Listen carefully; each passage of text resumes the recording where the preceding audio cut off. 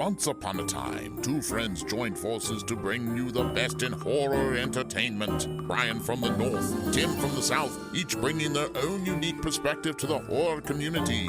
Movie reviews, Blu-ray releases, beer pairings, games, and more. Welcome to your new home for horror. This is Civil Gore.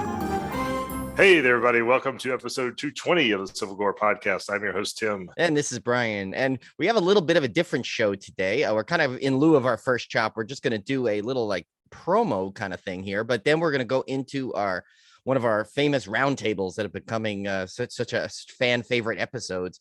But we'll get to that in a second. But first, just want to know if you guys saw our Scream promo out there where people could win a copy of digital copy of Scream. We actually just have a little promo here to read about that. So here it is. Buy or rent the all-new Scream movie tonight on digital, starring Neve Campbell, David Arquette, and Courtney Cox. The new hit movie is certified fresh on Rotten Tomatoes, and critics are calling it 100% terrifying.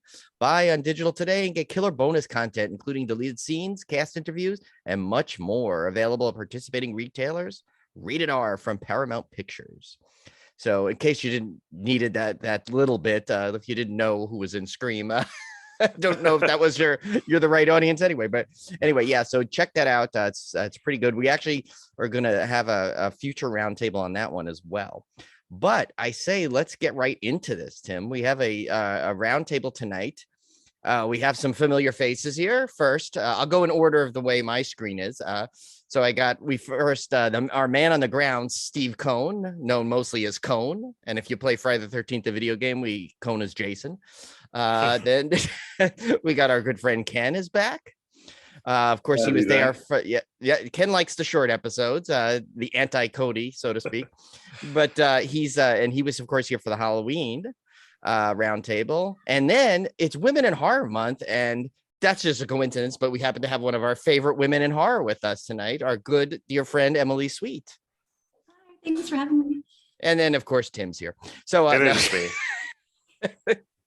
Yeah, I had to go solo last week, so no animosity towards Tim. No, he had a little bit of a snafu he had to take care of, so we took care of it. But and Brian did a masterful job, by the way. That was a fantastic interview. Well, thank you. But it's easy talking to our buddy David Weiner. He's like basically an '80s guy like us, so we just pretty much chat and talk about all things '80s. But tonight we want to talk about a little something that started before the 80s, but of course it's the Texas Chainsaw Massacre, and we just got the new movie a couple weeks ago on Netflix, and we thought it would be kind of earn the honor of doing one of these roundtables. So I think what we'll first do is we'll kind of go around and we'll give everyone kind of give their first impressions of it, kind of like what their thoughts going in and what their expectations were going in. I think that'll be a good start to this. So I'll kick it off with you again, Cone.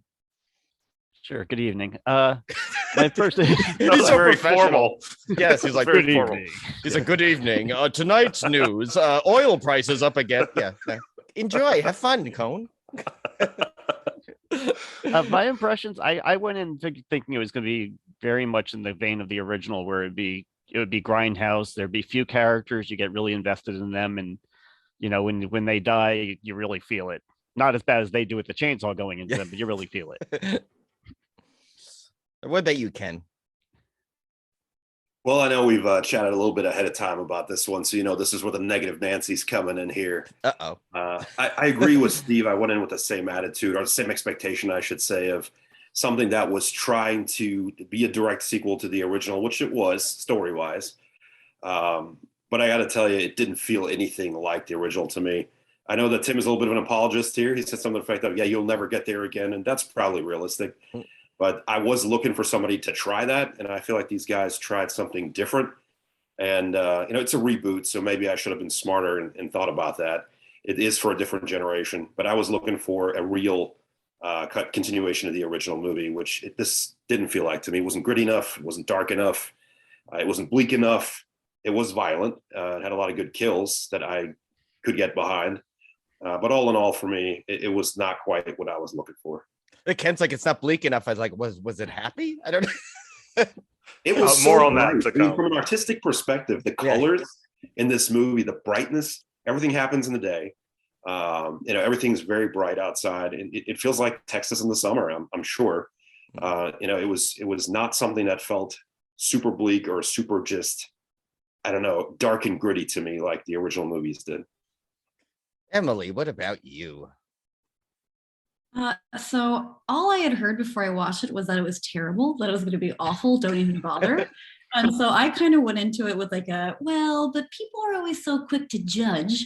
But I did hear that it had really great gore and great kills, which is always my favorite thing. So I think, no offense, but I think people need to relax. I thought it was fine. It wasn't the best thing I'd ever seen, but it certainly wasn't the worst. And I really enjoyed all the gore. So Tim and Brian told me you were a nice person, Emily, and you're already confirming that. I'm not sure what they told you about me, but it's probably the opposite. I'm being a little proud. But I respect that. It's a great way to look at things. And, as somebody who works in the industry, you, not me, I don't work in the industry. I imagine it is a lot easier to say, hey, look, this was a genuine effort and not everything's perfect or not everything's makes everybody happy. So I think that's fair. I will say it was... Yeah, I was going to say Emily's reaction was pretty funny as you texted me. She goes, "Oh my God, I just watched a cop get killed with his own broken arm."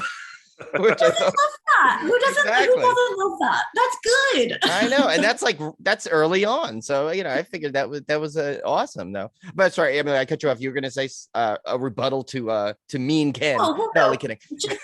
Off of what Ken was saying, yes, I feel like being in the industry, I think I have a lot of appreciation for what goes into, making things. And I'm sure you guys do too. I'm not saying that you don't, but was it great? No, but I've seen worse, is what I'll say. All right. I'm going to save Tim for last because I think out of all of us, Tim was probably, Tim and I were pretty close on our assessment of it, but I'll go for, and we'll let Tim finish it off. But so I went in, for a couple of reasons. I kind of was just excited we were getting a new Texas Chainsaw, and Tim and I had originally had done like the whole watch through of this for our old summer slaycation, and so it's a couple of years ago now, but still some of those Texas Chainsaw sequels were really fresh in our brains. I was like, it's got to be better than some of those. It's like, it's got to be, the trailer, I saw some stuff I thought was okay. Some of the stuff was, I was like, all right, that's a little silly, but I still went in like super excited. And, my expectations were probably like, I definitely say they weren't at the top, but they were kind of like between middle and top. So I was going in to it, positively. And I am one of the people that really enjoyed it. So, we'll get into more of the reasons and stuff later when we'll do that. But, because we just wanted to kind of touch on this part now. But I think my expectations were definitely met and exceeded, I think. But we'll let Tim go off because I know Tim was like, because we've had some text feeds in there, and Tim is like, all like, no, I love this movie, and that's it. You're not going to tell me otherwise. So, yeah, I went into it. It was kind of funny because I actually went into this with almost no expectations whatsoever. It wasn't like the Halloween reboots where I was really excited about it. I love the franchise, but for some reason, I think this one came on so fast that I didn't really have time to read a bunch about it. And I didn't really, I did watch the trailer, but going into it, I was kind of a blank slate and I didn't really have any expectations one way or the other. I had not read any reviews or anything. And I just kind of put it on and was very entertained by it. I think the reason I ended up liking it so much was I just was entertained. It was fast paced. There was no slow pace to it. There's a lot of information packed into like 70 some minutes runtime, and the kills were fantastic. I thought, it kind of played like a monster movie to me than a traditional Texas Chainsaw movie where Leatherface was the monster.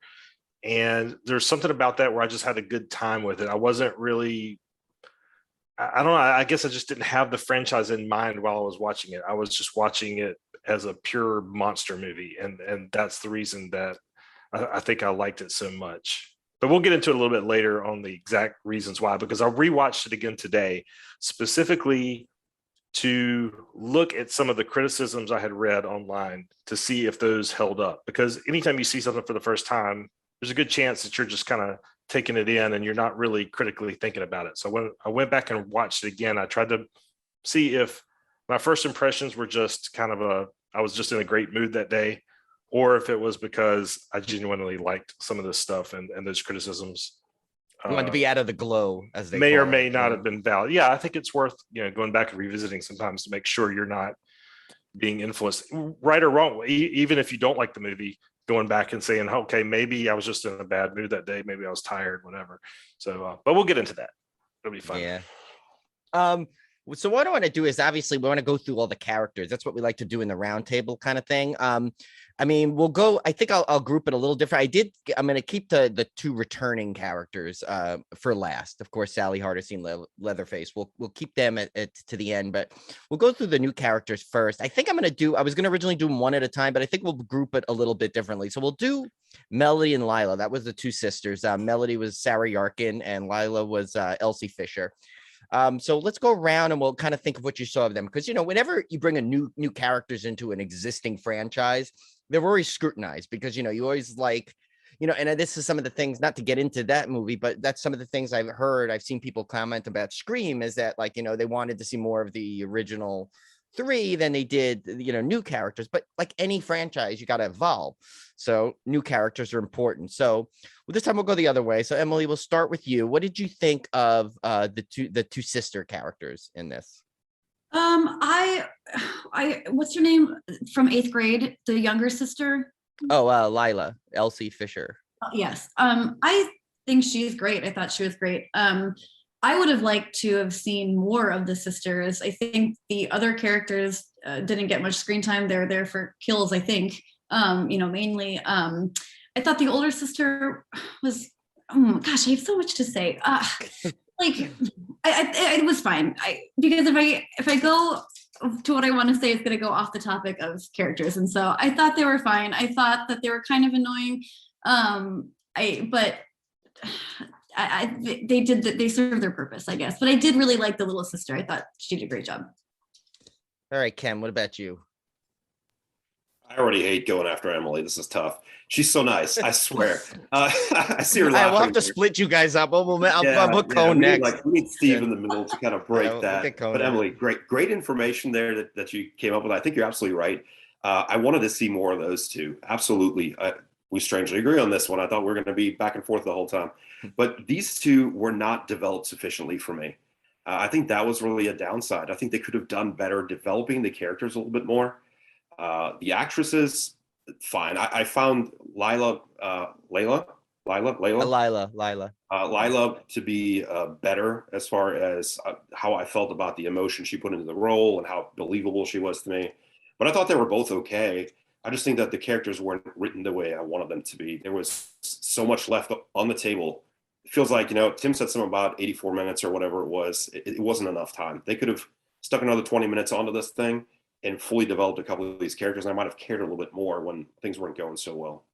Can I hop in and say off of that? I agree, like with the whole school shooting subplot, I felt like that was very quick and it didn't serve the purpose of making me feel bad or feel like emotional or compassionate or empathetic, because it just kind of felt like we're going to throw that in. So anyway, that's off of her character, just to add on a second. I've heard a lot of people comment on that too. Like they said, they brought up such a current plot point with that, with school shootings are very, a big discussed topic out there. And to just kind of almost touch on it, but not really go into it some more. I think some people maybe had they're like, well, you introduced it, but why didn't you? But when my turn comes around, I have a theory on the two sisters that I kind of picked up on. We'll see how you agree.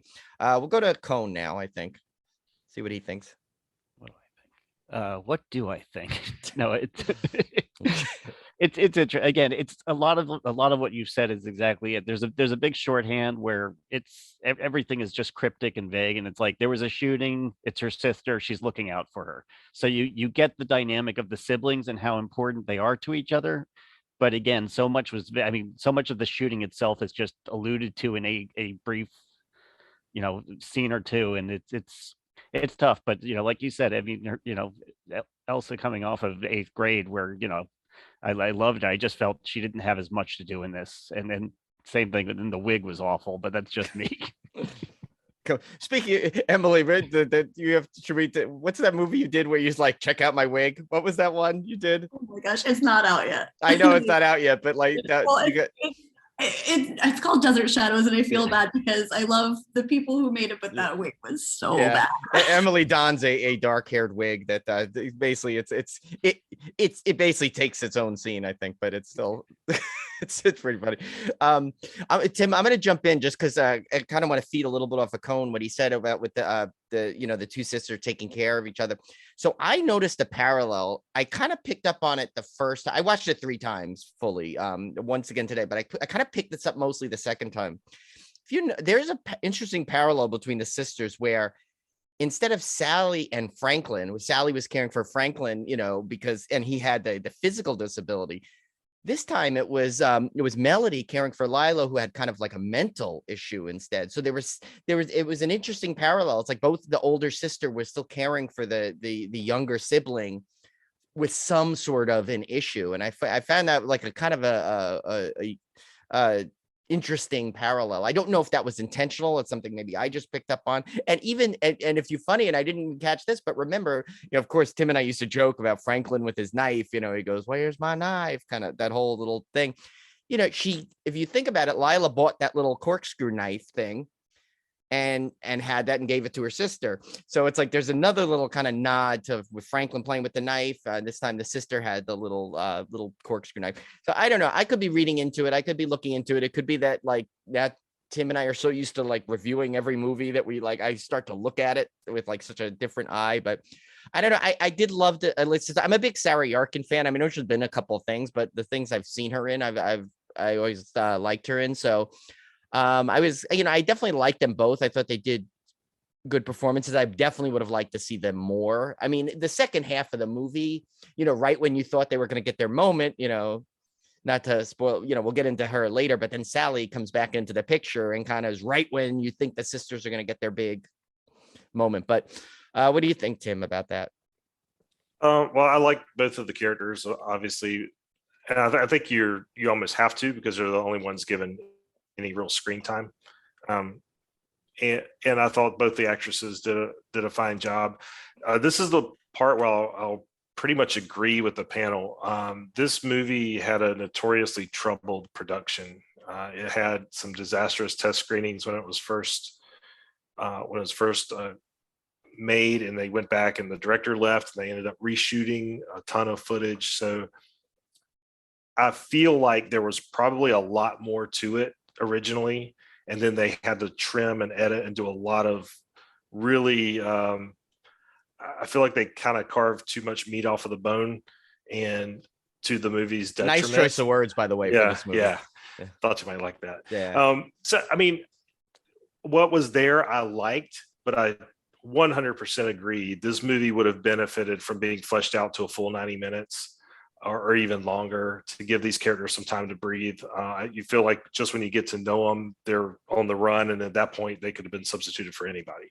So I really like them. I hope if there's a sequel that we'll see more of Lila and kind of see her character develop a little bit more. But yeah, I mean, like everybody said, they did a fine job for what they were there for. I wish I had seen more of them. Yeah, I wonder if like the Blu-ray release, the inevitable Blu-ray release, will have maybe an extended cut of this, which would be pretty cool. Yeah, more of that. Next ones I'll go to. I guess we'll go through to let's skip ahead a little on the list here. We'll do Dante and Ruth. That was Dante was played by Jacob Lattimore. Ruth was Nell Hudson. They were the other couple in there. Dante was the chef, and I guess Melody's partner.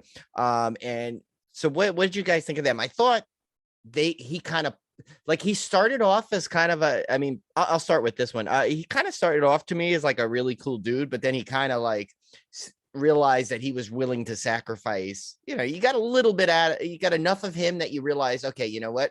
He's just worried about his thing. Maybe he's not such a caring dude as he started off with. You thought he might have been really like a caring guy. Unfortunately, his, Ruth, his fiance to be, didn't really get much screen time in there. I think she is actually a pretty good actress, and I thought her brief scenes, she did a good job. I mean, being in the truck, she had to do that. She had to kind of be this hiding kind of thing. Of course, she was one of the characters where you're like, get out of the damn truck now, kind of thing. You're screaming at the TV for her to leave. But I mean, I think again, it's like kind of in consensus with all the characters in this. They were good, but you almost needed a little more of them to truly care about them enough. Like, I think the sisters at least got enough that you started to care, but these two, I think, just weren't in it enough. All right, let me start with let me go with Ken, and then we'll jump to Cone, and we'll split the Ken Emily connection, so you guys stop feeling bad. No. Good. We'll end on a good note that way. Absolutely. Yeah. So I'm with you on this one. I totally agree that the little character development we get kind of takes Dante down a notch and makes him feel like not a bad guy, but not really a good guy either. In the beginning, he kind of comes off as a good dude, and I think you start losing respect for him a little bit. But he's not a criminal. He's not somebody that deserves what he gets in this movie. And then, so I think the actress's name is Nell Hudson. I looked this one up. Yeah. I have to admit something. It's a little embarrassing to me. I've seen all of Outlander, the show, like 3 times because my wife is a huge fanatic. It's totally not me. I see Emily laughing right now. But yeah, maybe I enjoy just a little bit. But she's in the show, and as soon as I saw her, I wanted her to die because in this show she's no. In Outlander, she's a character you just want to choke half the time. But she's a really good actress. I think she's really underutilized in this. They barely have her say any lines. I rewatched the movie and specifically looked for that. And I think she has 3 lines before she dies, aside from maybe the radio call, if you count that as, 1 line. She doesn't say a lot, which is really underutilizing. So I wonder if her accent was too thick. She's not American. She is from Britain. I suspect probably Scottish, but, that's based on the show. But she has a very thick accent in that. And in this one, the lines she has sound clean American, but I bet you they underutilized her on purpose for a reason when it comes to talking. But I never really cared about her at all, her character, in the sense that she was so underdeveloped that she was clearly, what Emily was referring to, just there to be killed, become a kill. And, she was one of the first ones. So yeah, literally, she was almost written to just leave every scene. Right. If you think about it. Absolutely. Yeah, right, so that's all I got. I'll hand it over. Yeah, we'll jump to Cone.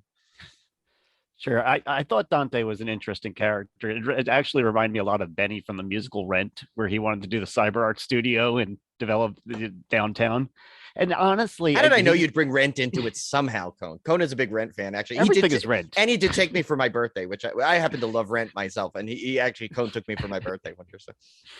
Yes, everything is Rent. Yes. But honestly, I mean, his part, I did feel sympathetic because, again, they're trying to revitalize a dead town. And I understand, he's bringing investors. Yes, he's trying to make money, but at the same time, it's like this town is not being used for anything else except for the one handyman and, of course, the orphanage.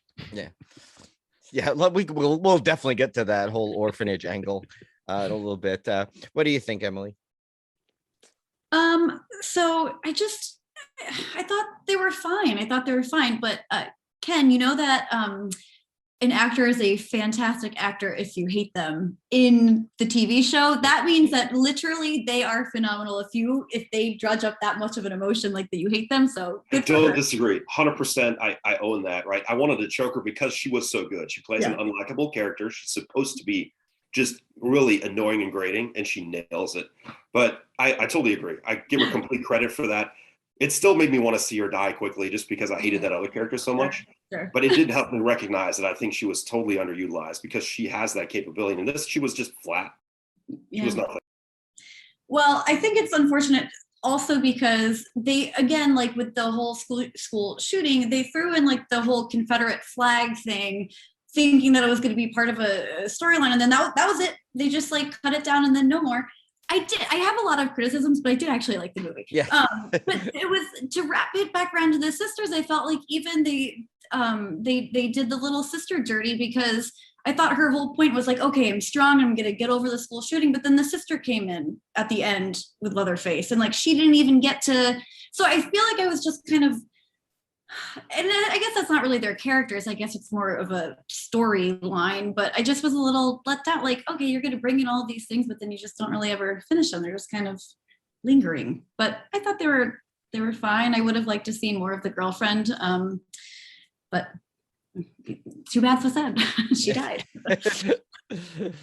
All right, Tibbslow, we'll finish you off here. Well, I mean, we'll let you finish. We're not Finish me finishing off. Tim off. No, mess that up. We're gonna let Tim finish these two characters off. Yeah, I'm gonna have to stray a little bit from the answer because I wanted to address something that kind of ties in with the way these characters are shorthanded so much. I mean, like we said, these characters don't get near enough screen time. No character does in here because the whole movie is shorthand. Basically, they're putting in a lot of quick hit information to just drive a point home. And in some way, I kind of like that because I like the fast pace of it. I like that I could just breeze through it in 70 some minutes. So I kind of like that angle, but I totally agree with the criticism that, you know, these guys didn't get enough screen time. I think what they were setting up with the whole Confederate flag and all that stuff, which I've seen as a criticism, is there's too much woke stuff in this movie. And I'm looking at it going, this movie, if anything, is a jab at woke culture. It's a kind of making the woke crowd into a bit of the I don't want to say the bad guys, but they're seen as, yeah, they're kind of seen as out of touch, kind of pie in the sky. And not that what they were trying to do wasn't the right thing to do, but they were kind of portrayed. Even the Lila says at one point, well, this is a crazy idea. So they're kind of putting these guys as like, these guys are just dreamers. Their plan is just kind of off the wall. They're going to run into the harsh reality of real Texas, and every one of them that had this fantasy, except for Lila, who's the one skeptic out of the whole crew, gets killed in the movie. So if anything, this is like an anti-woke movie. I don't want to say anti-woke because it's not. It's I not know what you mean. Those ideas are bad, but you know what I mean. It's a jab at it. It's kind of pointing a finger at the extremeness of that side. So I thought these characters that didn't get a lot of screen time, a lot of it was just to quickly drive that point across. The Confederate flag thing, it was just a quick hit.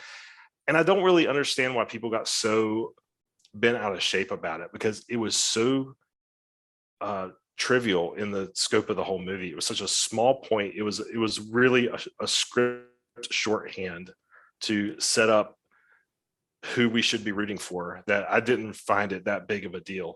So yeah, I don't really have much to say about these two characters. I mean, they're not, again, they're fine, but all of these characters were just placeholders for Leatherface to saw in half. Yeah. I'm going to skip to one character with Ruth, which was Nell Hudson. She was kind of like, I'm sorry, Catherine, which was Jessica Lange. She was that real estate, I guess, the liaison there. Here's, to me, that she was a missed opportunity. I think she could have been a bigger character if they would have had her tied into the whole thing with the deed, where like she could have been the one responsible for kind of messing up the deed, the confusion there. Because, it turns out that Dante didn't have the deed, but you're not really sure if he did it on purpose or he's just careless and he didn't care, or if someone manipulated it and they didn't. So I'm thinking she could have been used a little bit more to kind of be like a little bit of a foil to the whole thing. Like she could have been possibly behind it with Dante, like mixing up the deed issue, with the house. But I don't know. Other than that, I mean, she was only in a handful of scenes. Like, again, like most of these new characters, they're just not developed enough and they don't have much to do other than really the two sisters. So what does everyone think of that? This time, let's go to, we'll start with Emily this time. For the real estate woman? Yeah, like the liaison. I guess she was a real estate liaison, right? She was the one that was. Yeah, I don't really have much. She's the one that got sawed in half in the bus, right? Yeah, she did get a good kill, I guess, at least, right? Yeah, she got a great kill. I don't have anything to say. I feel like she was fine when she was on, but I don't I like, it took me a minute to be like, wait, which one was she? I don't really remember her. And no offense to her, she did fine, but I don't really have much to say on her. She was okay. Yeah. And ironically, her real estate slogan was like, I'll slice all prices in half. And look what happened to her. So no, sorry, you knew I had to go there. We'll go, let's go to Cone. Let's see what Cone said. He'll probably have something just as corny as I just said, but was she the one who was holding the umbrella and had no reaction to Dante's face being chainsawed off? Yeah. Yeah, literally, yeah. Like she sees him and there's no reaction. You think she would have been screaming at that moment. Again, I blame the writing, not the actress. Yeah. Get just all that coverage in terms of weather. Like, you're in the Texas heat, they're complaining how hot it is. Shouldn't you have a tent regardless over that? Why are you in the middle of a like supposedly having a barbecue with not 1 ounce of shade anywhere over there? And then when it rains, you're all soaking wet. So obviously no one checked the weather either for any of that. But yeah, that's just a little gripe that I would pick. They didn't have enough food for that barbecue either. No. Oh, but I will have to say real quick, because you mentioned the barbecue and I don't want to forget it. Did you guys notice when they opened the barbecue, it was that weird sound from the original movie that they used to use in the trailer? I thought that was one of my favorite moments. Sorry, I just had to bring it up now because I didn't want to forget that, but that was cool. Right, Ken, what'd you think? All right, everyone, let's sit back here. Here we go. No, I just have to say ditto on this one. I agree. She was barely there. She could have been better, but the last thing we needed, and all due respect to your opinion, Brian, is one more character that they try to shoehorn into this, right? Tim was willing to give us 6 more minutes for the movie, a full 90 minutes. I'm not sure that would have been enough. Ken always just wants everything short. Ken, you know, this one. What was that? What was it? Quibi, right? Cone, what was that? The one with the 5 minutes? That's what Ken needs. He needs just everything in Quibi form. Well, the character's shorter now. Yeah. Well said. Yeah, and apparently she had no leg to stand on either. Terrible. Fire. Because the movie was, I looked at it. The movie Tim's was trying to bring it back now. He's like, all right, let's get back to seriousness. The movie was like 76 minutes or something ridiculous, but 9 minutes of credits. I mean, like, you're absolutely right, man. More than 10% of the movie was credits. Yeah. The intro and the end, right? Both have significant credits. Of course, you have the narrated scene, John Larroquette. That was one of my favorite parts, actually, that he was back narrating. Yes, that was cool. But how much of it was really like people talking? Like there's not a lot of movie here. Like the runtime, the official runtime is 1 hour, 21 minutes. I'm going to tell you 9 whole minutes of that is credits. This podcast will go longer. Exactly. In the movie. Guaranteed. So yeah. I guess I'll just chime on in there with her. I thought it was probably the worst character in the whole movie because she barely did anything. She didn't even react. It wasn't the actress's fault. I'm sure it's the story, but she barely reacted. I think she had 2 lines, it seemed like, in the whole movie. So I mean, completely forgettable. And I liked the movie, but I thought she was completely forgettable. I do want to suggest that I do want to go first on Alice Creek though. Okay, yeah, we'll go to her. We'll go. She'll be right after this. We'll go to Richter, played by Mo Dunford. Let's start with Cone on this one. And he was the handyman character. I thought the character was fine. The only thing I don't understand is, of course, why Leatherface didn't go after the only person in town aside from his, quote unquote adoptive mother. Oh, you mean when he was there? Yeah, I have a theory on him with Leatherface. I think we'll get to when we talk about him. But what about you, Ken? Hey, solid acting on this guy, right? I think he played the exact role he was there to play.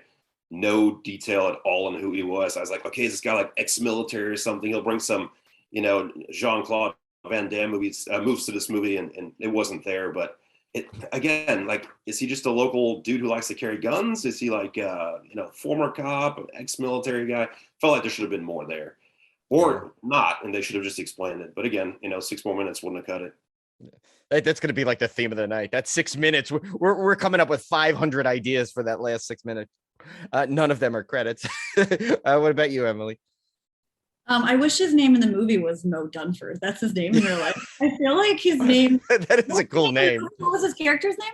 Richter. I don't think they gave his name. That's the thing. I don't think I heard his name mentioned. I just saw it in the IMDb, but. Yeah, he looks more like his character is definitely Mo Dunford. I thought he did great. He played exactly who he was supposed to play. His neck and that glass shard, I was like, ooh, loved it. So I thought he did a great job. Yeah, he got it bad. He got one of the most, one of those things I always like, there's always three things I say are my freak out things in movies. I have to add a fourth, okay? Because, the one is the eyeball thing. One is fingers snapping or breaking off like that. The other is people just floating where they shouldn't be floating.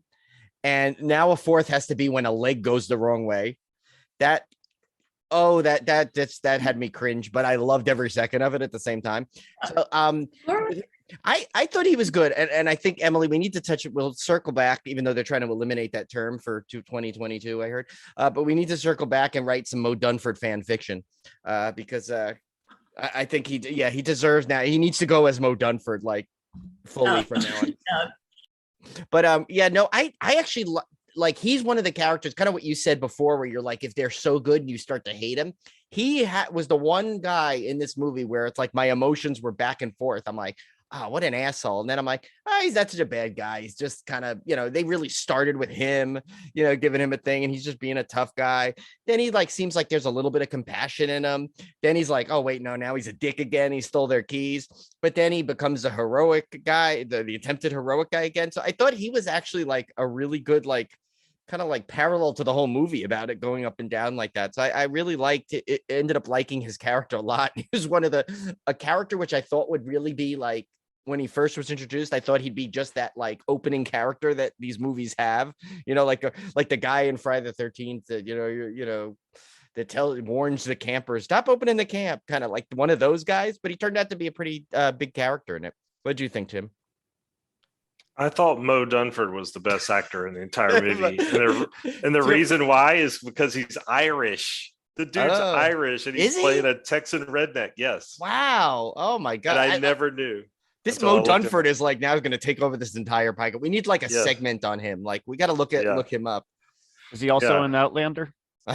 He's in Vikings. He's not. I can confirm. Oh, Vikings. That's right. He is. Yeah, he's in Vikings. But yeah, I thought he was great. And I like that, this movie, when I was watching it back today, I realized it does a lot to subvert expectations in terms of when the stop the kids, you think, oh, this is going to be the cops are going to do something, because you're used to the other sequels and stuff, and then they kind of just let them go. And then there's this guy that you think is just a old Texan redneck guy, and he ends up, maybe not being as bad as you thought. There's numerous instances in the movie where I think it kind of plays with your expectations, and his character is probably the best example of all of that.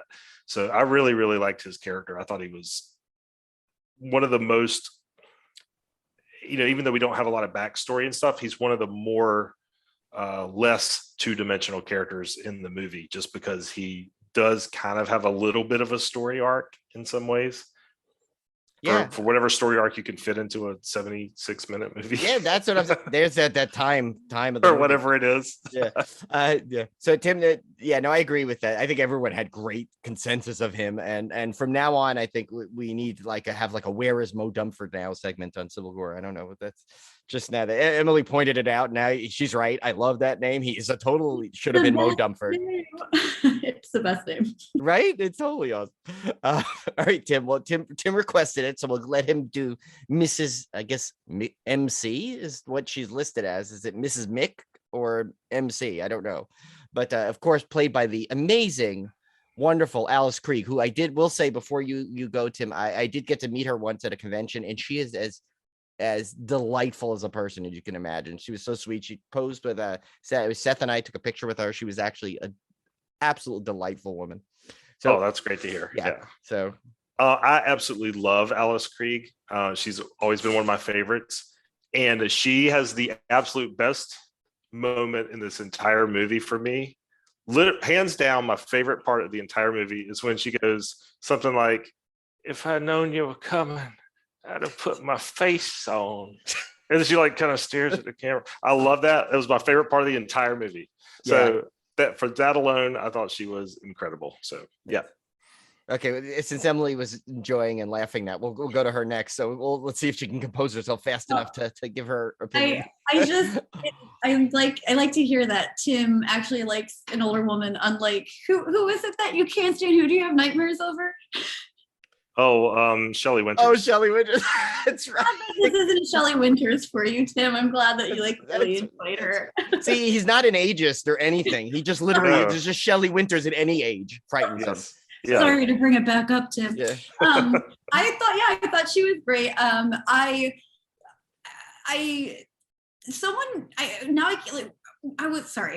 have a lot to say and I start to stumble. But when I was texting live text with a friend of mine, and I feel bad because he said, I can't look away from her lips. What did she do? Did she get lip injections? And I was like, I don't think so. But then it was hard for me to focus on anything else, unfortunately, on her performance the rest of the time, just because I was trying to figure out if she had anything done with her lips, which good for her if she did. If she didn't, that's fine too. But she was fine. But that's all I thought about the entire time because of my buddy who was like, oh, what'd you do to her lips? Yeah. I don't know. I think that was just for the movie. Because when I remember, I've only met her. When I met her, it was only like 4 or 5 years ago, I'd say. And I think it was for the movie. And I have a theory. I think they did that. So when Leatherface could wear her face, it would be more impactful and recognizable. That's I don't know if that's what it was, but she does not look like that in real life. But I could be wrong. I just don't, unless, maybe in the past 5 years, she's like, let me see if I could freak out Tim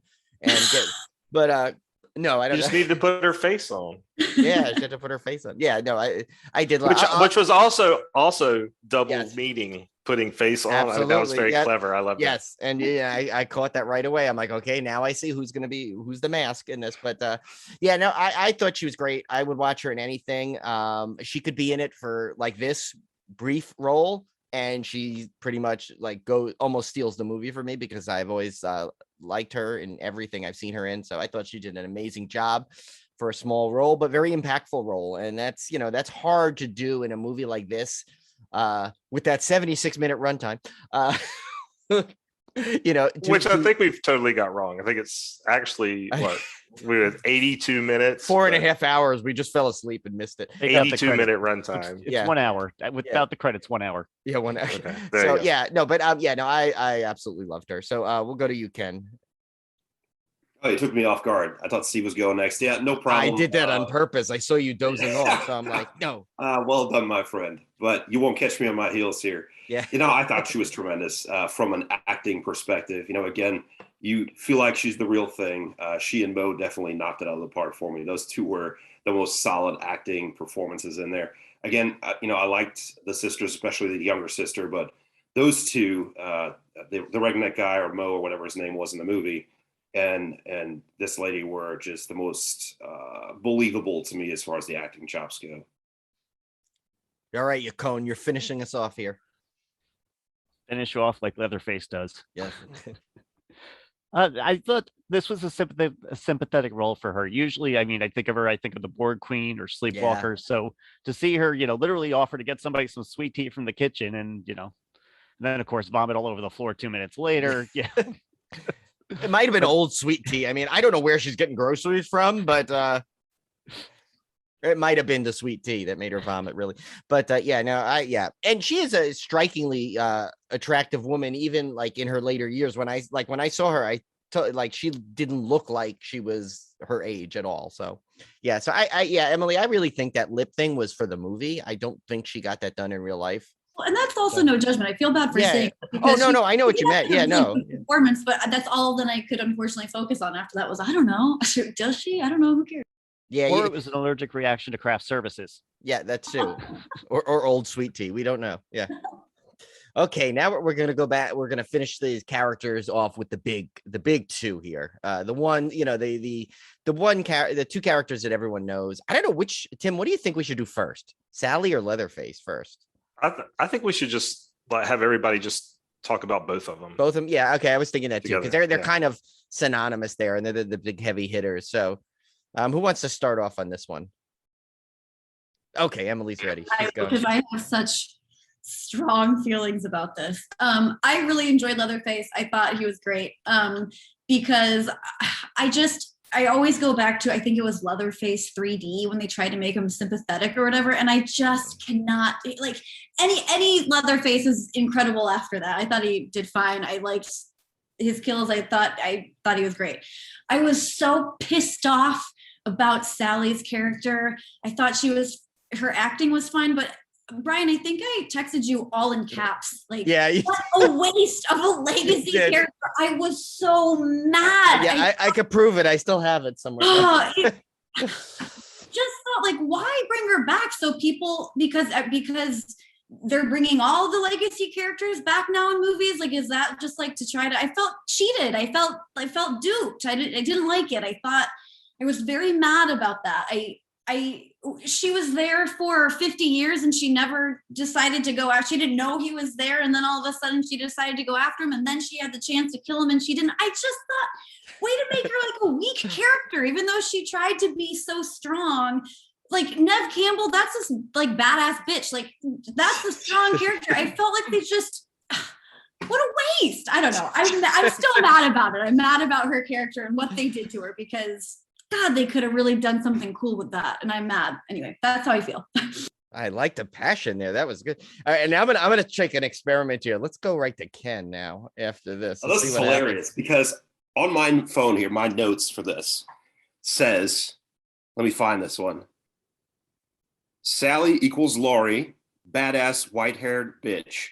So, oh, no, I got right on there. I think that's exactly right. What a ginormous waste. And what, it feels cheap after watching Halloween recently, where, of course, Laurie Strode's been that white-haired, reclusive, badass bitch, if you will, with all the guns, who comes in and just lays waste to Michael. This is the same thing, kind of, except they don't really give her a shot at it. And just like you said, she had this guy dead to rights with a shotgun in his face. And she let him walk? Are you serious? Get out of here. I don't think she would do that. I don't think no way. Like her original character from what all she went through and on the back of that truck, bloody, laughing, hysterical, whatever. And the very first one, like, you're going to do her dirty like that? It felt, I don't know. It felt wrong to me. Yeah, you nailed it. Absolutely. That's complete crap. Leatherface, I was a little bit torn. So, like you said, the kills were solid. There was a lot of solid momentum. That guy brings so much, big person momentum to a scene. He's just crushing stuff everywhere he goes, and he's exploding out of rooms. Stuff's flying everywhere when he's there. That was in this movie. What it was lacking was, first off, he's, 80 at this point, 70 at least. We saw his face well enough in this movie. You have split seconds, but, you see his face. And the guy's not that old, unless he had a lot of work done. This guy is not that old. So that doesn't make any sense to me. What's that? Like his mother, just making a joke about it. Yeah, exactly. He had the same lips done. So that one bugged me. And the bottom line is, and spoiler, we're talking about spoilers all of this as we go along here. I hope this is okay, but we already spoiled the lips, so we might exactly. That was the main part of the movie right there. No, but you get Leatherface turned into Michael, right? He was mortal. He was killable. He got shot 27 times with a shotgun or whatever. He got chainsaw to the face, drowned, and then he comes back out in the end and he's not dead, right? He's Michael Myers coming out of the well suddenly, and I didn't like that shift. I like that about the old ones, but this guy was almost superhuman, but he never took those hits that Jason and Michael do where you say, yeah, he is superhuman. This thing's not a human anymore. And that went away. And I kind of hated that. It's probably just me, but that's sort of a legacy screw up that I don't like. All right, Cone, you're up. All right. I have the same sentiments everybody else does. If you're going to make Sally, bring her back, then make her the focus. It's like Aliens. It's just like you said, Halloween. It's like, this is somebody who is so important to the story and they barely used her. And sadly, she was still more competent than all the police force because she managed to find the police car / ambulance from the town, and no one went looking for any of them after that. Was there other policemen? I don't even know if there were other. There had to be somebody, a dispatcher. Yeah, I guess so. Well, she was. They said she was a ranger, right? She ranger. Yeah. Right. Yeah. All right. So Texas Ranger was unable to find the killer she's been looking for her whole life, who lived 3 miles from her house. Well, when you wear a mask, you don't know what you look like the store guy said, remember? He's like, you don't know what he looks like. All right, fair enough. That's terrible. I'll take it. But I have a bunch of stuff, so I'll let Tim go first on this one. See what he says. Okay, well, I agree that Sally probably should not have been in the movie. I know why they put her in there, because they're capitalizing on all this, Laurie Strode reunion and all that kind of stuff. So I understand why they put it in there. I agree. Would the movie have been better if she'd not been in there at all? Probably. And I also agree that the fact that she couldn't find him was utterly ridiculous. In fact, it's the biggest criticism I have of the entire movie is that plot point that she somehow could not find this guy. The 6'4" guy, gigantic guy that lives in the only orphanage in this town, which the other people knew him, like Mo Dunford. He knew the guy existed. He didn't know he was Leatherface, but he knew the guy was there. Oh, that's Ma's boy or whatever, right? So the people know about him. It's not like the sheriffs went, "Oh my God, who was that?" when he came out of the building. They were like, "Oh, that's Ma's boy." So he was known in the town. There's no reason she would not have been able to track him down. Now I understand in the movie terms, hasn't killed anybody since. I'm assuming hasn't killed anybody since the original events of the original movie. And his ma dying is what kind of makes him snap, and that's why he starts killing again. So he's been laying low. I get it. You know, he's been not committing any crimes, so maybe that's why. But the mask, I can't tell somebody because they had a mask on. But he's the only 6'4" guy in the entire Tri-County area, or whatever. Anyway, okay, whatever. So, but I'm gonna offer a counterpoint to the arguments laid out so far.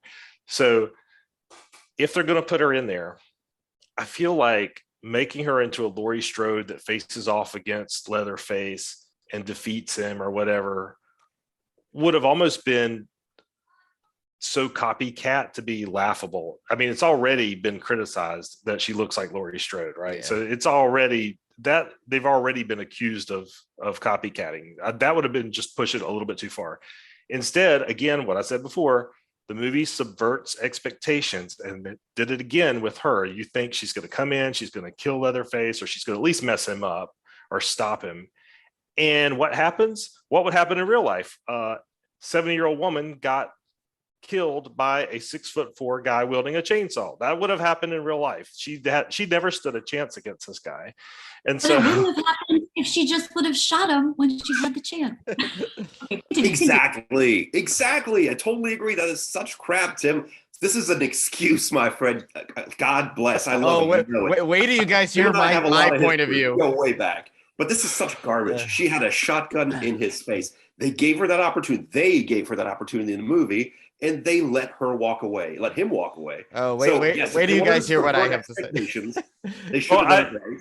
I agree. That scene was a little wonky. I wish they had not let her get the drop on him that way. But I guess they were trying to show that, you know, she's like the villain in a Bond movie. She has to explain her plot before she does anything. And in this case, she had to kind of explain, these are the victims you killed. These are all my friends. And say my name. This is Franklin. You know. Yeah, I thought it was dumb though. She was like, when he doesn't kill her, which I didn't quite understand that part, why he didn't kill her. But when he doesn't, I'll give you my take on it. This is my read on it. My read on it was Leatherface did remember her. She goes, "Oh, you don't remember me," because he wouldn't say her name. The dude doesn't talk. That's I why know. When has he ever spoken? I mean, does he do TED Talks when we're not paying attention? I know, really. But I think he did remember her, and he was like, "Okay, bitch, you got away from me one time. I'm going to let you slide." So I'm walking away, and then she comes back and she fucks with him again, and that's why she gets killed, because he gave her one shot. You only get one shot with Leatherface. You don't get two shots. So she gave him a chance, and then she kind of screwed it up. So I understand Leatherface's perspective from that. I don't quite understand if this has haunted her for 50 years, why she didn't just blow his head off when she had a chance. But then again, she's a ranger, you know, she's law abiding, I guess. Maybe she didn't want to just, without probable cause, just blast this guy. I'm watching kids' reaction. I wish you guys could see. And Emily, they're like this dynamic duo now against us all. I swear. I'm having to look away from the thing because I'm being influenced by them. No, yeah. Okay, I'm gonna speaking of counterpoint, I'm gonna kind of go with some. And then, now, granted, I did not pick this up all the first time, which to me is its problem. But like I said, I watched this 3 times. Kind of caught this the second time. I think I was trying to word this correctly. That's sounding like silly, but So I think the problem is what they did is, I agree with Tim. I don't think they should have necessarily had Sally come back and be like the Laurie Strode and kick the crap out of him. I don't think that would have happened necessarily. Now, granted, yes, the whole thing with the gun, she had him dead to rights. She could have blown his head off. She didn't. But I think what they were trying to push, and I think, again, I hate to say this again with this runtime, but I think if they would have just stretched this out just a little more, or maybe a couple of little scenes to show that her mental state was Looney Tunes. I don't think she was ever in her right set of mind. She's been supposedly 50 years waiting to see this guy. She finally sees him, and, you got to expect at least she's not going to be in the right set of mind to do what she should have done. I mean, she's more, at that point, she's so focused on like, you screwed up my life. 50 years I've had to suffer with this. I just want you to know who I am before I kill you. To someone that she really should not expect that kind of response from. So basically, but I think then her character had this turn where she kind of had this realization, like, you know what? I'm done. My life is over. There's no way I'm getting out of this. He's got me he's got my, he lives rent free in my head for good now. And now I missed the shot at killing him. So she tries, but like at that point, I think she's just like, there's just no way, because now Leatherface is in like that like rage mode kind of thing where he's like running at her. And then I think, she realizes, I think there's supposed to be a lesson there, but I think it just didn't come off as good as it should have been. I think she realizes too late, like, you know what? Should have never ran in the first place. I should have fought him there, because at least if I would have fought him originally, my life would have been like, I literally would have had the same life. I would have still lost all my friends. I would have lost my brother. And at least though I would have went out kind of on my own terms fighting, instead of waiting 50 years for the same result. And I think it just was not against the actress. I just think the scenes where the dialogue wasn't done enough, but you kind of see the inkling of it. And this is what I caught that last time, on that line where she said, if you run now, you'll be always running, kind of thing. And that's why. So even now she's like, what I kind of got from that is like, even now when she's trying to make the offensive 50 years later, she's still kind of running in a weird way. I just don't think it was done properly, and not like, again, not to oh my God, what's her name? Olin Foray, not her fault. I think she was awesome at what she did, but I think, I don't think the maybe the editing way, the order of the scenes didn't push that across as much as possible. But again, the flaw, to agree with you all, shouldn't have taken 3 watches to get all that. I should have got that on the first one. So there is definitely a flaw to that, but I think it took me 3 times, but I kind of see what they were going for. It's just in a whatever we said, an hour-long movie with 9-minute credits and big lips. I don't think we're going to get, sorry, I have to throw that. I don't think we're going to get the impact it should have had. So yes. Do you think they were trying to draw a parallel with the school shooting where they're both victims? And again, like you said, it was clumsily said where she's like, like you said, don't run away from this, confronted. And again, I feel like that was the only reason they did the school shooting, was just try to make them both parallel victims. But they had so little screen time together that it was, again, it's a runtime of 12 minutes a movie. Right. I think they, Sally should have been in a little bit more, maybe introduced to those 2 characters a little bit more. And maybe that would have paid off. I think that's like something that like was there. It was so close. They just didn't hit it right. But again, this could be my reaching to it. Maybe I should have added to the script a little more. I don't know. I think it was maybe like Batman never kills the Joker, because Batman's whole reason for being is because he's fighting the Joker, and if he ever kills the Joker, he's basically killing himself. Maybe she's lived with this guy for so long. You're crazy. These explanations are longer than the movie. This is impossible. That's why I'm saying though. But think about it. Hey, if I watched it 3 times though, shouldn't I be able to say it's a 3-hour movie? Yes, but ideally that's what it would have been. I did want to talk about Leatherface, because I forgot to mention. You go to I have some Leatherface tips. I'll go to you, and then go first, Tim, and then I'll join my Leatherface. I thought Mark Burnham did a fantastic job as Leatherface. I thought he was big. He was imposing. The guy's 6'4". He looks like Gunnar Hansen. If you see a picture of him, he looks just like Gunnar Hansen. So I thought they did a fantastic job. When I rewatched, I was really paying attention to that. And just like when he's walking throughout the house and you just hear the floorboards creaking under his weight. I mean, he is so imposing. I thought he did a great job. I thought he did manage to be sympathetic at times, like especially during the Sally scene where he's kind of just turned there, just kind of like, he looks exhausted. I mean, he basically looks like, God, I'm a 7-year-old man and I'm running around after these kids. I'm just exhausted. Like, lady, back off. I'm taking a breather here. And she's sitting there running her mouth. But anyway, I thought he was great. I loved him as Leatherface. And I don't, other than Gunnar Hansen and the whatever Chainsaw movies he was in, I don't know what other. I haven't really paid attention to who else has actually played Leatherface until this guy, which is saying something. I thought. Well, funny, Andrew Bernardsky, who played one of the Leatherfaces, and he was actually in Batman Returns. So there's another Batman connection if you want. There you go. But I thought Leatherface, the whole character of Leatherface was great. And I think what I liked about it is, some people I saw brought up, like, why was he just sitting there for like all these years? Well, he wasn't with the crazy family, number one. Okay. He was now with a caring, compassionate person that treated him like a son, didn't expect anything from him, didn't bully him, literally treated him like she was his actual mother. And so really, if you think about it, it's like, there was no reason for him to do anything. He was calm. She kind of like talked to that. It wasn't until like the seeing of her dead that like snapped him back to this rage machine. And I thought that the change of that was fantastic. Like, it's almost like if you're building, you're shaking up a soda bottle, and you're shaking it, and you finally pop it off and just boom, explode. Because that's, I think, what he was like. Like, he almost like, as soon as he like realized what was going on, he came back and was just like, especially on that bus. I mean, he's slicing people up, he's slamming people. Like, I mean, he, like what he did to Mo Dunford. I mean, like, he had him dead already, and yet he's still slamming his head until there was nothing left of his head. I mean, his rage was out of control.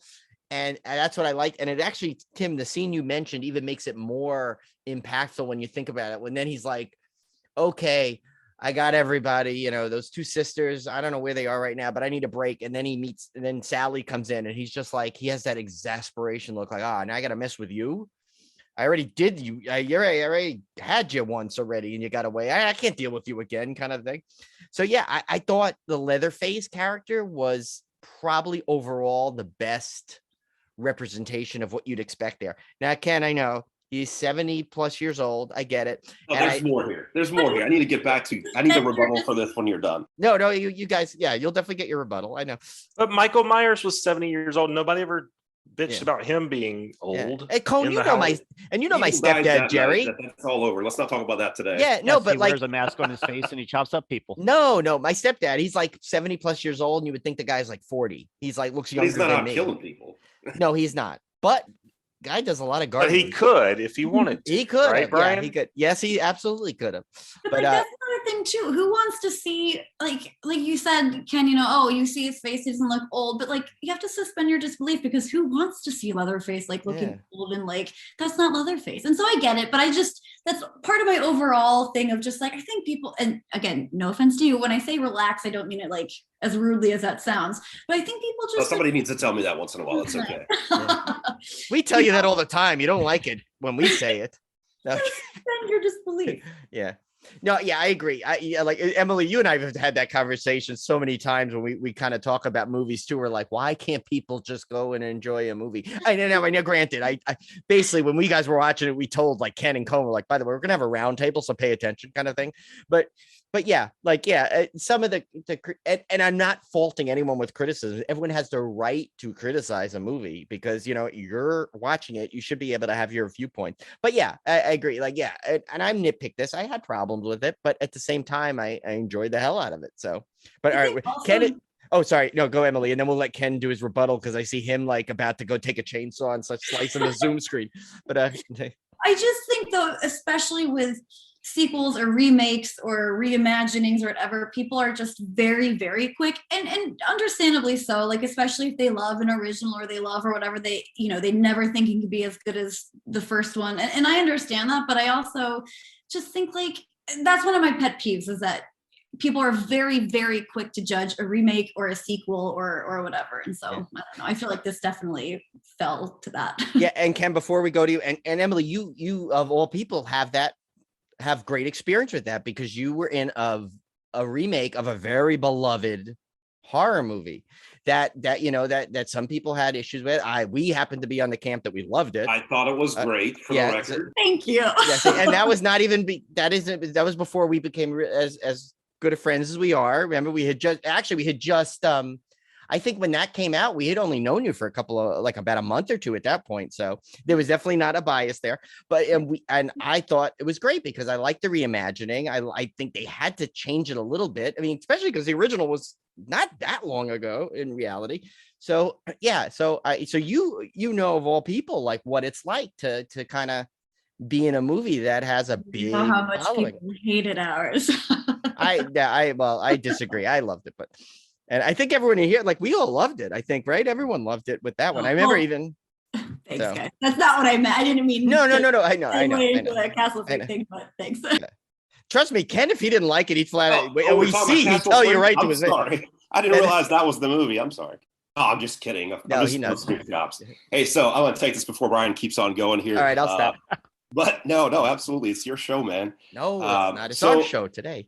I appreciate the perspective of needing to relax a little bit. I'm definitely a little uptight about the details. And I feel like with Tim and Brian interpreting a guy who's wearing his mom's face as a mask, as looking exhausted, looking like, oh, no, I have to deal with you. How the hell are you reading this, guys? Get out of here. It was the breath he took. It was the physical breath he was taking. That's talent. That's an actor's talent. Yeah. It couldn't have been. I could read his exhaustion through his mom's dead that sounds like something Emily would have said. No, you get that from being on set with Mo Dunford. Okay. That's right. what you get with that. So that's true. That's true. But yeah. That's where I was a little bit lost. By the way, speaking of the mask, can we get to that for a second? Yeah, absolutely. That was actually, I meant to add that to my list. I never did that. But that is a good point. We should discuss the mask because that is a big. I knew it was going to come up. This is just a power move here. But no, I was trying to figure out why the hell he cut his mom's face off and used that. In the original, do we know where the mask comes from, or is it just pieces, parts from the victims? I don't really remember. I know there's. Through various sequels, there is some transgender type commentary going on. I remember that one sequel where he's got full like blush. Oh, that's the Illuminati one, right? And then this one, there's a part where he's actually putting makeup on his mask. So they kind of reference that when you start seeing all the sequels. So there's always been some side of Leatherface, I think, that puts a woman's face on to try to be a mom type figure or something. It's in the sequels. I think there's a very subtle hint of that in this movie. He never has a mother, right? A mother character. So he almost has to, maybe he's got to take that on. Yeah. I mean, we're getting deep here, but I don't know. Maybe he's got to feel like he's got to take that on himself because he's got a father figure in all of them, right? I mean, there's grandpa. Yeah. And it's been a while since I've seen all the sequels, but I know that's kind of a recurring theme. No, that actually explains it. I appreciate that because it was something that I wondered about. I felt sort of like, again, I was being a little bit negative, not relaxing enough, but I felt like this was some sort of play on Psycho, maybe a little Norman Bates situation. But that makes sense, right? He doesn't ever have a mother figure. It's almost like he's filling in for, strangely, in a very brute force kind of way. The original one's based off the real life serial killer Ed Gein, who was also had mother issues and also had skin issues. Yeah, no, that makes sense. I said he liked to take it off of people, so I think it's just kind of plays into that whole thing as well. All right, I'll take a breath and relax about that one. That actually works for me. Thanks. I like it. Emily's gonna be texting me. Did Ken relax yet? I'll have to put him. Never. Don't hold your breath, Emily. Don't hold your breath. Somebody has to fill this role. Come on. Yeah, well, that is true. I love that about Tim and Brian, that they're always very positive, and I appreciate that. So it is nice to have a little, We need the anti-Tim and Brian. Oh my God, I'm always yelling. Yeah. They are very nice. They're nice people. Which is he used to we used to get the Ken commentary like the day after. Remember that? He's like, guys, you really should. You should have said this. That's not how you pronounce that name. Oh yeah, God forbid. Oh, the day you messed up that German. the day Tim messed up a German name. Oh, that was it. We were in German class together in high school, Tim. Come on. We had an excellent teacher, remember? Oh, God. Oh, yeah, we did. Yeah, that was good times. All right. So we kind of touched on this next thing, I think. The look and theme of the film, we kind of did. We kind of touched on it, right? We kind of compared to the stand, how do you think about it if it would have I'm going to give you guys each the question. How do you think it would have, how it compared to the original, but also how do you think it was if you kind of took the original out and compared it to like a standalone? So we'll start with Cone because he hasn't talked in a while. So again, I went into this one expecting it to be more like the original, where it's grimy, it's grindhouse, and honestly, when you watch the original, the kills, I mean, they've always talked about this, but the kills are mostly off screen or mostly implied. So your brain is filling in a lot of this, and I don't know if this is more just because this is what the modern audience expected, but that was the biggest difference for me. But I'm somebody who hasn't seen all 27 or 30 Texas Chainsaws or whatever they are. So again, just knowing the basics, it's always, somebody versus Leatherface. My only complaint is I just felt like Leatherface became supernatural in this one. Okay, what about you, Emily? I think you can't mess with the original. I think that one's, obviously the best for a reason, but I certainly like this one more than the one with Alexandra Daddario. I really enjoyed a whole new battle begins. Well, I'm sorry, but how can you throw a chainsaw and say, do your thing, cuz? Oh yeah, that part is the most cringe moment in the entire franchise. And I happen to love Alexandra Daddario, but that line, oh my God, that I cringe thinking of it. Yeah. Yeah.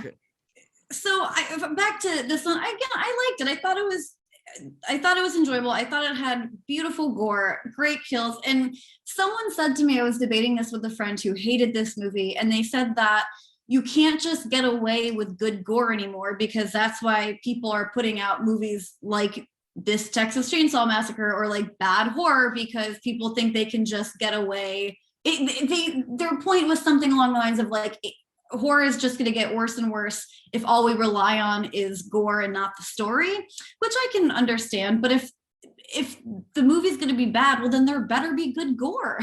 So I don't know. I enjoyed it. It was what it was. It wasn't the best thing I've seen, but it certainly wasn't the worst thing I've ever seen. But not as good as the first. This is the original. Mr. Counterpoint himself, Ken. Yeah, I don't know if I can counterpoint too hard to this one. Actually, wait, real quick, Ken, before you go, new segment, Kenterpoint. Oh my God. I can't believe I'm part of this. Yeah. Emily's like, I'm an actress. Why am I here? No, no kidding. That is the real question. Thank you for being with us. Because she lives up to her name and is as sweet as can be. Oh, you're so sweet. No, thank God for us. Thank God for us. Very understanding. No, I think Emily makes a really good point on this one. Had I gone into this one, say, 3 beers deep, I might have watched this one differently, right? You go and kind of relax and I'm just going to enjoy what's coming my way. Wait, you were relaxed? Oh, I was not relaxed. I was like getting excited. I'm like, well, half the battle's won, but no. Okay. This is just water today. Okay. Unfortunately. No, I went into this one, I guess, really scrutinizing it, but looking for something that was more like the original. And, I think Steve said it just now, grimy grindhouse, right? This was the original Slaughterfest slasher movie. This came out the same year as Black Christmas, I think, 74, right? I mean, that's the original. Those are the original. Shame on me. Slasher movies. It was 74. Yeah. Okay. Yeah. So, these were the original slasher movies. I mean, technically, Sally is the original Final Girl, if you think about it. I'm not sure which one came out which month. I couldn't tell you. But in my mind, I kind of think of it that way. I think, this one left a bigger impression with me than Black Christmas did, although that one's also a classic.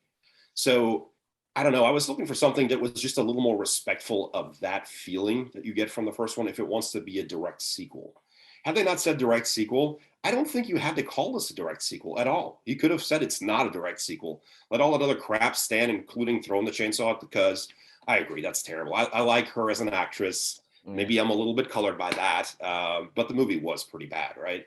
Yeah, I know. But it was 3D. They need to have a scene of a chainsaw flying at you. Sure. So, you know. And I mean, yeah, why not? But at the end of the day, this one just let me down on that factor. It was, like I said, it was bright. It was very colorful. It felt like it was going for something else. Had you not made this Leatherface, it probably would have been fine by me. Had this been a random kind of slasher movie on Netflix, I would have said, okay, right, that wasn't terrible. I liked the kills. That thing on the bus was pretty cool. But because they try to make it that guy from that movie, it just kind of rubbed me the wrong way. But I do agree. If you go into this one or a remake, that's my point. It's fair enough. It's fair enough. So I'll try to take that chill pill and take that away from this conversation today.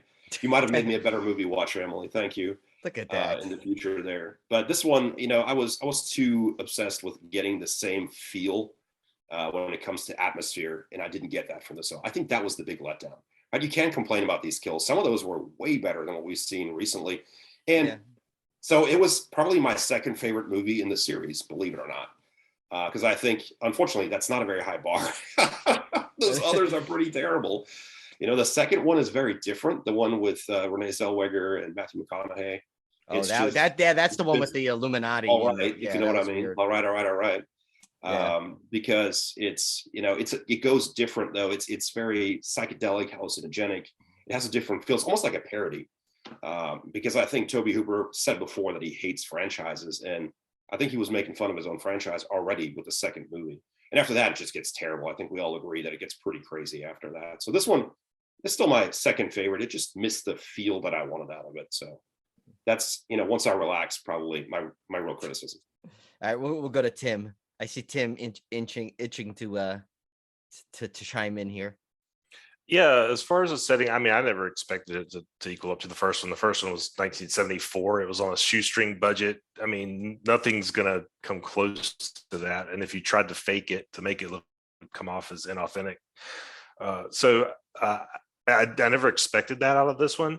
I will say there's been other sequels and remakes and whatever you call them that have done a better job of kind of capturing that same feel of like hot Texas summer, you know, decrepit. I mean, they really took this movie outside of out of the typical Texas Chainsaw setting, which is usually the house or somebody's house.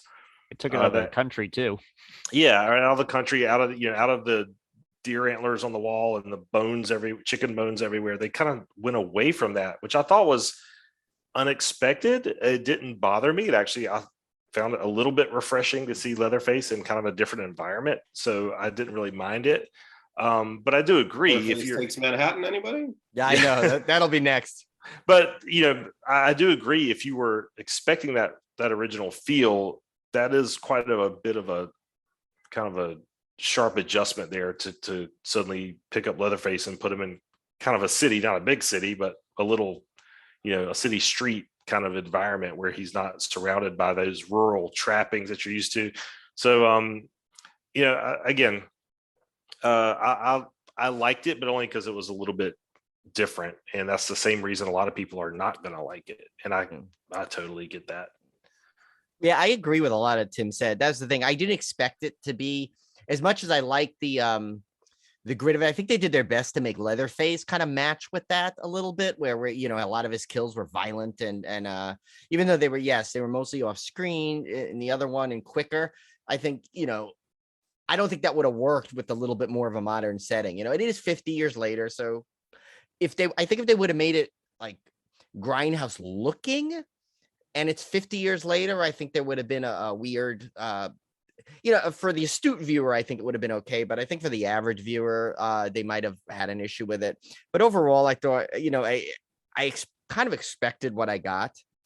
I still think that one scene just looked so weird. The one where he pops his head out of the flowers. It just looks like it was digitized. I still can't get over that. I don't know. It looks like they did that just for the Leatherface, pop your head up. We're gonna take a quick picture for the poster, and then we're peekaboo. Yeah, it was like a Leatherface whack-a-mole. I expected to like bonk, you know. But yeah, it was like you have a Nintendo light gun and you shoot him as he comes out of the cornfield. I know that when you miss him, he pops up. He goes hee hee hee. Yeah, like the dog.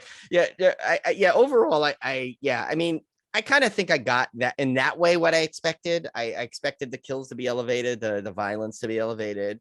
I knew there was going to be like little jokes like you canceled bro joke. You knew that was coming. You saw it in the trailer anyway. So it's kind of like I think they did that purposely. They put that in the trailer to kind of be like, okay, here's what you're getting. So don't expect it to be so different. But yeah, overall, I think I align with Tim on that one. So a lot of the other stuff I had here, we pretty much touched upon, but I'll just finish. I think we'll wrap things up with, I think this is a good one. We'll do. So I want to go around and like everyone before we do our final thing of it, I want to kind of do a fun question where we predict if we were to kind of be in charge of the next sequel. Like there's going to be a sequel, whatever it's going to be. I don't know, Texas Chainsaw Massacre Kills, whatever they call it. Let's go around and figure out what you would do if you had the choice to be the next, to do the next level. We'll start with Cone. I'd make a prequel to this one and show Leatherface killing all the parents for those kids who ended up in the orphanage. Oh. Also, I'm wondering if he killed the kids too. I mean, we don't know what happened to them. Yeah. I like that idea. I think they probably, like, if I had it, my gut told me, I'd say no. I think because they tried to make him more docile up until he got revenge. But yeah, no, I actually kind of like that point. Or maybe a road picture, like we find out how he came to be at the orphanage. Although if you watch the very end, you see him walk back to his house. So it's walking distance. So. Right. Yeah, he's not that far. Yeah. Okay, Emily, what about you? We've given you the helms to the sequel. Where would you go with it? Bad at this. I don't know, because I thought this one was fine. So I don't know. I come back to me. Let me think some more. I don't know. Okay. We'll go back. We'll go to Kenter Point.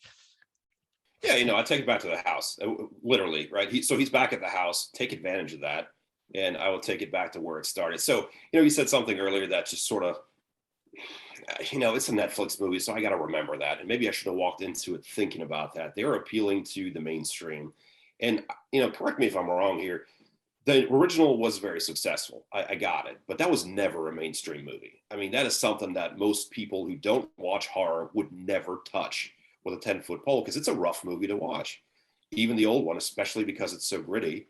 So, this one was supposed to be for the mainstream. It's supposed to be for the younger kids. It throws a lot of that stuff in there.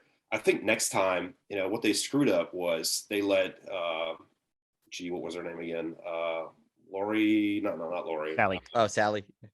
No, not Sally. The young girl, the young sister. Oh, Lila. Oh, Lila. The survivor. Yes. They let her off the hook when it comes to, her character, expand that a little bit further.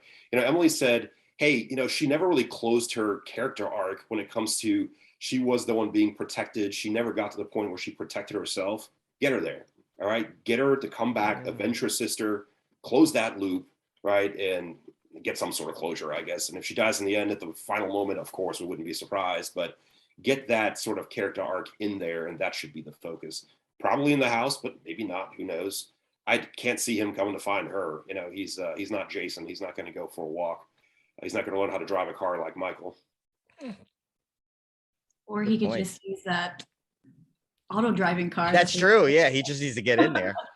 That was such a weird choice with the auto drive car. I don't understand that part. Yeah, that was a weird part, but it's more half-assed commentary, man. Yeah. More half-assed commentary. All right, so are you ready yet, Emily? You want us to go back? I mean, I guess, yeah. Just what Ken said, something with just finishing the sister. I guess I'm gonna just steal your answer. I'm sorry, because I don't know.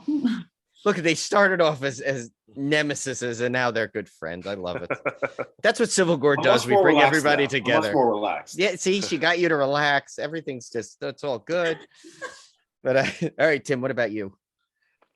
Well, I think I hate to say it because I really like the movie, but I felt that they kind of painted themselves into a corner as far as sequels go, because I would like to see it go back to the family, and he has no family. He's by himself. And I really think the real heart of the Texas Chainsaw Massacre movies, even though Leatherface is the most popular character, really the whole family is what, to me, is why I really like those movies. And now that you've just got Leatherface kind of being a bachelor in his own little house by himself. I don't know how. Bachelor. I don't know how you. I don't know how you. That's like a whole reality show now. You know? I don't know how you get back elder care. I mean, he is almost 80 at this point. Yeah, and I don't know how you get back to the point. I mean, do you manufacture a cannibal? How do you manufacture a cannibal family out of thin air? Like a Halloween and be like, it's the brother. It's not the brother. Yeah. Oh, yes. They could still be in the house. We don't know. We just know he left and now he's back again. True. That's true. That's a good point. And of course, they'll all be in there like over 100 at this point. But I don't know. I would love to see somehow. I don't know how. That's why people smarter than me write scripts.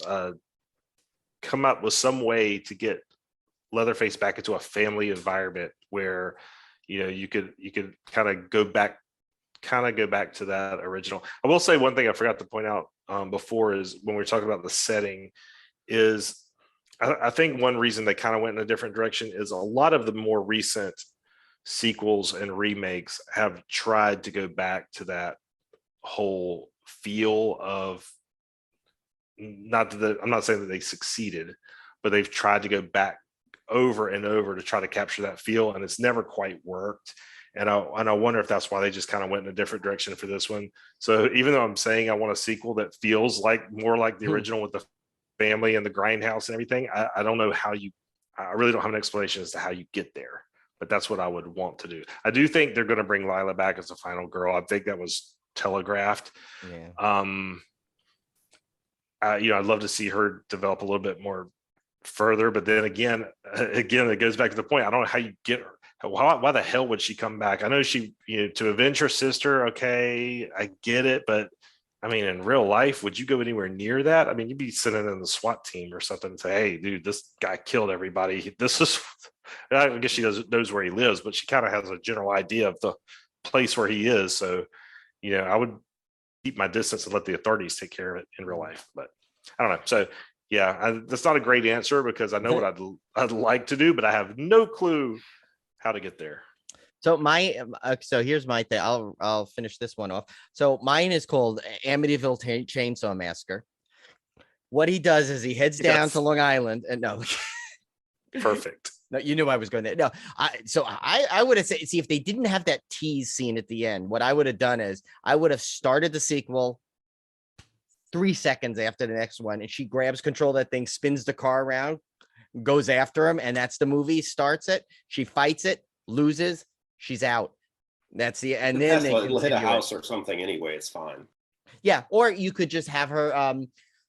Like you could see him walking in the house, and then the next scene you see is her pulling up. Like she's like, because think about it. Then it kind of all that argument I made for Sally's character goes out the window. Then.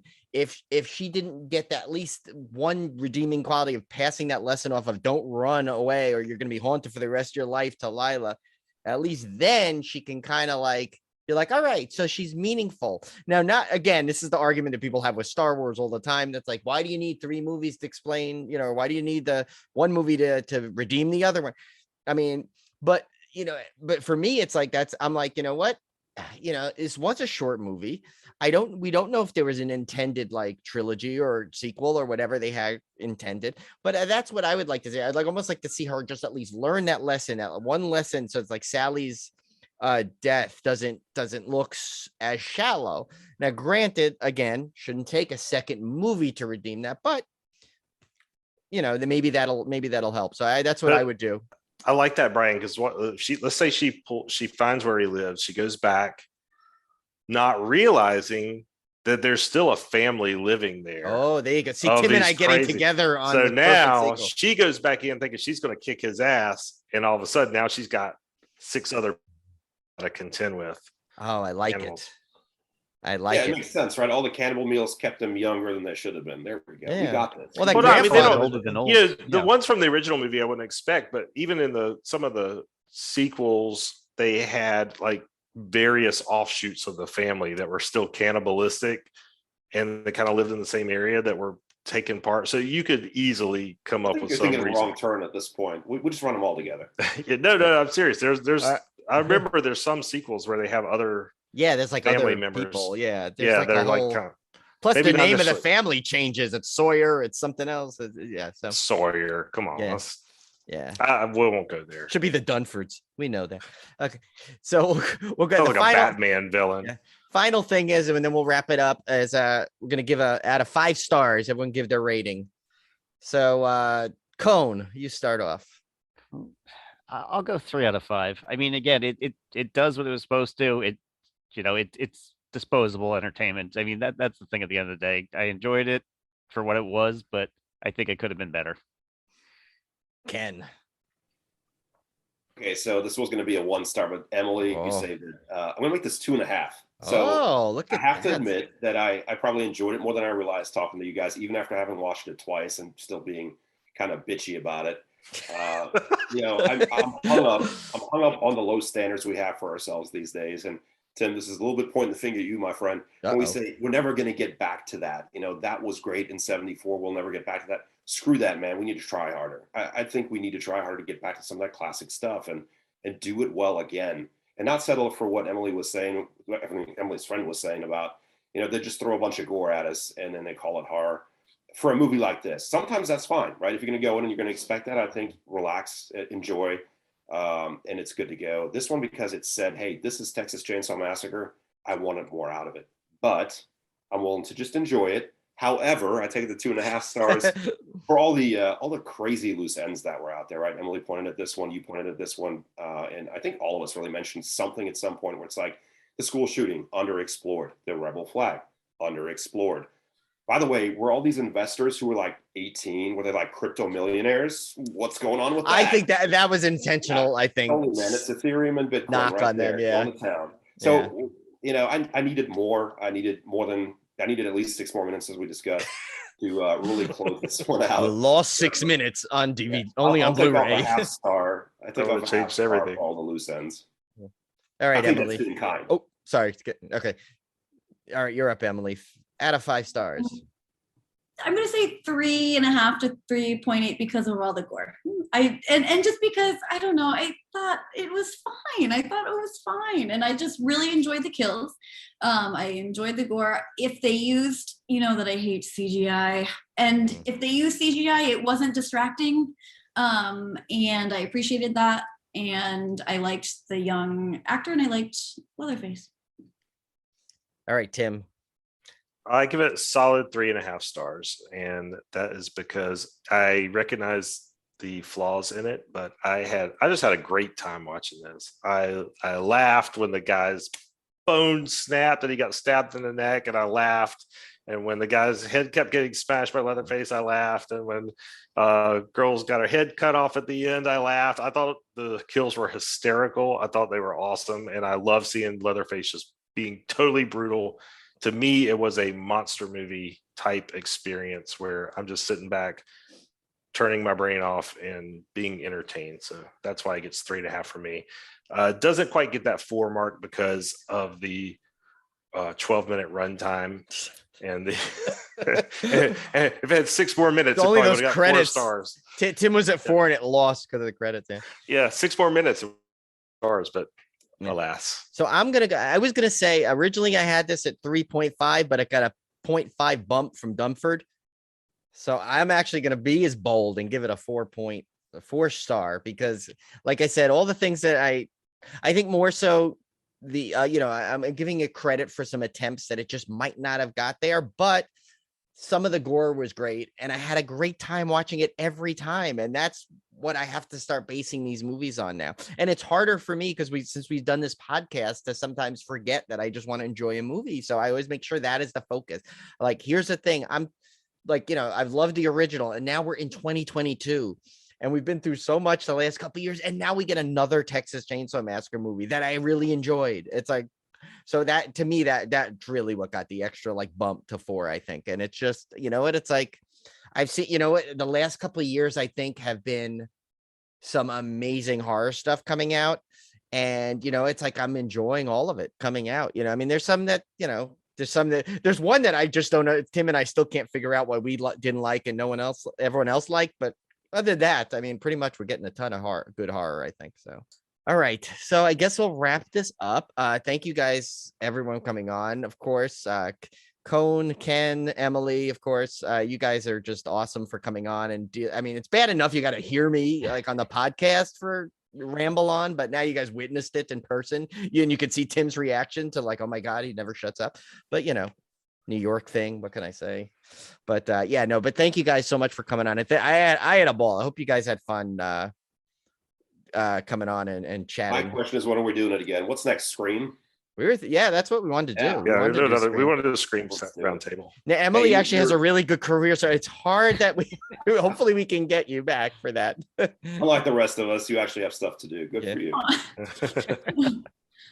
She does, yes. She is awesome for coming on and hanging out with a bunch of film nerds here. So I love it. Thank you so much for having me on. Oh my God. Well, you know, like we told you, we said you're welcome anytime. And look, now you've been on like 3 times. So I know, I'm so excited about it. So, and you're always welcome anytime. And of course, anytime you got a movie you're coming on. So we'll chat. So if anyone else has any final sayings, I guess we'll wrap this up. I would have by myself absolutely hated this movie. I think I'm growing in appreciation already. I got a 2.5 stars tonight. I know. Look at that, 1.5 we stars. changed minds. That's real personal growth. I see Emily applauding me there. Thank you very much.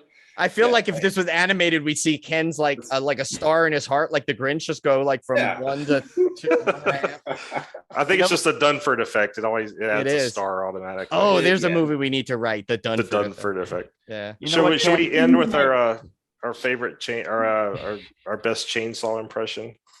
Oh no, we can't because that's Kim and Ket's thing, right. That's right. That's another podcast. We can't. We can't do that. But I did. You know what we should end with? Okay, so I know it's not a true segment in this show because it's a different roundtable, but I should end with the coolest beer I found to pair with this. If we were going to do that, it's called Chainsaw City. It's from Southbound Brewing in Savannah, Georgia. So listen to this. It's an explosive IPA that commands your attention. Fully loaded with juicy aromas, melon, apricot, tangerine, and papaya. This heady brew will get your gears turning. It's a beer that operates like a well-oiled machine with its fusion of bold, I don't know this word, Waimea, Amarillo, Mosaic, Citra, and Azaka hops, and intense fruit aroma. Rev your buzz. Fuel the good times with Chainsaw City IPA. And I thought that was so perfect. Not only was it chainsaw, but how they're trying to make that little city downtown area. I thought that was perfect. So now you guys got the extra segment there. But yeah, so this was so much fun. Yeah, we definitely need to do these roundtables, I think, more often, especially for these big iconic movies like this. So yeah, I think Scream will be a great one too. So yeah. So we'll touch Emily. We'll touch base with you because I know you have a tough schedule sometimes, but we'll make sure we get you because I think now the crowd demands it, and it's like I already saw it, like hashtag Ken Emily is trending because of the discussion. Oh my God, in my contract if she's not, it's already there. Yeah, no, it's like they want to see that rebuttal. In fact, Tim and I may just walk off the show and we'll let Cone edit it. Well, we found that our listeners like our shows more that where we speak less. So yeah, except I always put up a battle. I always get that. Hey, first roundtable we do, and everybody's like, "Oh, I love that roundtable because you guys didn't talk as much." Yeah, it was great. But thank you guys so much. Hi guys. Until next time. Hey, yeah, see you soon. Hey, bye.